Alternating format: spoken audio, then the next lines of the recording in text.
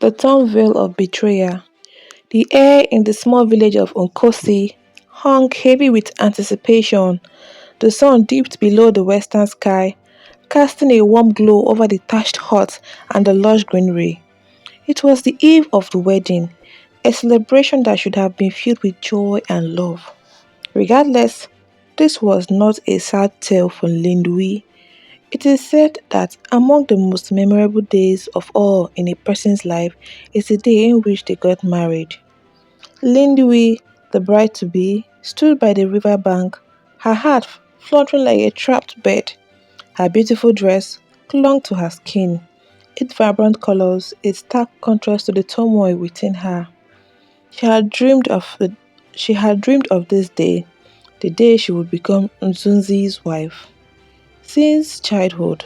But now, that gnawed at her like termites in an old mahogany tree. She was afraid, confused, angry at herself, a huge flurry of emotion. She had always been chaste and expected her husband to look only at her and no other woman else. It didn't matter if it happened before they moved in as a couple. Once they were engaged, as far as she was concerned, they were a couple. She expected nothing from Nsunzi less than absolute fidelity. It didn't matter if he was the most eligible bachelor in Kosi.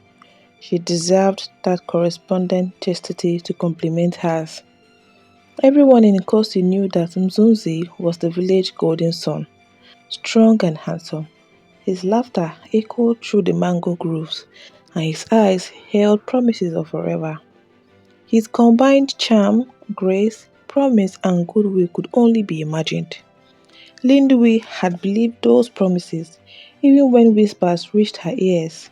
The late night conversation between Nzunzi and her best friend, Mawa. She had dismissed them as ideal gossip, but tonight the truth would be laid bare. As the moon ascended mid-sky from the eastern corner, Lindui slipped into the shadows, her bare feet sinking into the cool earth. She adopted detective skills in her quest to confirm or dispute her suspicions through the time. And so she followed the faint sound, the rustling leaves, the hushed voices, until she reached the clearing near the waterfall.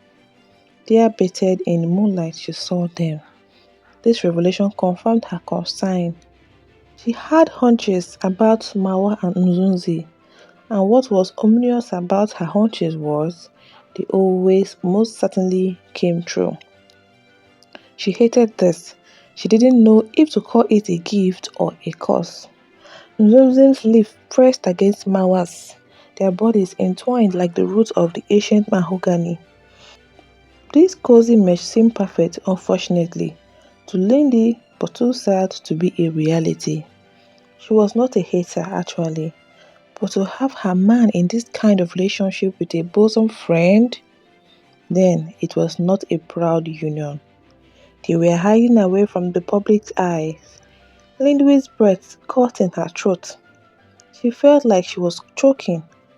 Her world shattered, and the veil of innocence fell away. She had been blind, deceived by love and loyalty. She was fooled. Especially painful was because she was fooled by the very person she gave her life. One only could imagine the pain that ran through her veins. One could touch the pain running within her living system. Lindy's range surged like the river during the rainy season. She stepped forward, her footsteps silent on the dew-kissed grass. The lovers broke apart, their eyes widening in shock. Mawa's face flushed blood red, and Nozumzi stumbled backward, his mouth opening and closing like a fish out of water. He had created a persona around her that presented only trust and fidelity. He believed he had never given her a reason to even raise the tiniest bit of suspicious thought in her heart.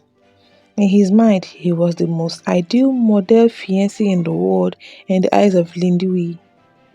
If only he had known that walls have ears, and the forest whispered tales to the ears of those who walk through their woods. You!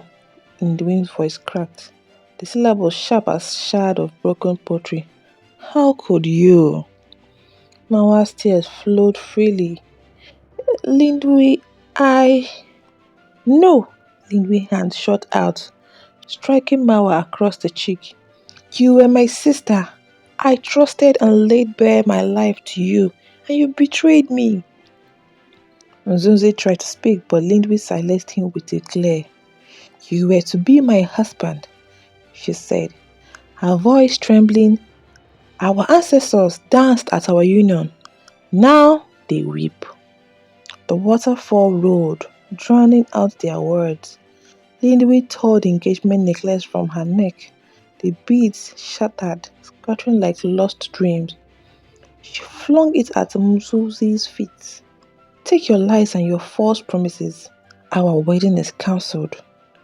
Lindwi returned to her heart a raw wound. The elders gathered, their eyes filled with sorrow. Their expectations had been crushed.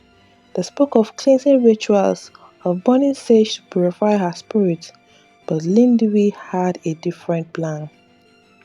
She fed wood to the fire in the center of her heart, filling it with memories, the laughter, the stolen kisses, the whispers, and the vows. The flames danced, casting shadows on the walls. Lindwi added Nzumzi's carved wooden lion, the symbol of their love. It crackled and splintered, consumed by the raging flames. As the smoke spiraled upward, Lindwi felt a strange peace over her. The betrayer had torn her apart, but now she would rise from the ashes like the proverbial phoenix. She would reclaim her strength and her dignity and also her voice. And perhaps one day she will find love again. A love that would not crumble like a termite infested tree. She let hope lead her journey into the certain future with courage and trust. Dear viewers, we know as humans we might have faced a similar betrayal from the ones we love. But do not lose hope. True love will come knocking on your door sooner or later if we let our hearts heal from the past. And so, we wish Lindwi will heal from the heartbreak and find love again. Thank you for watching our video. We hope you enjoyed it. Please do wait to subscribe to our channel and turn on your notifications for more videos.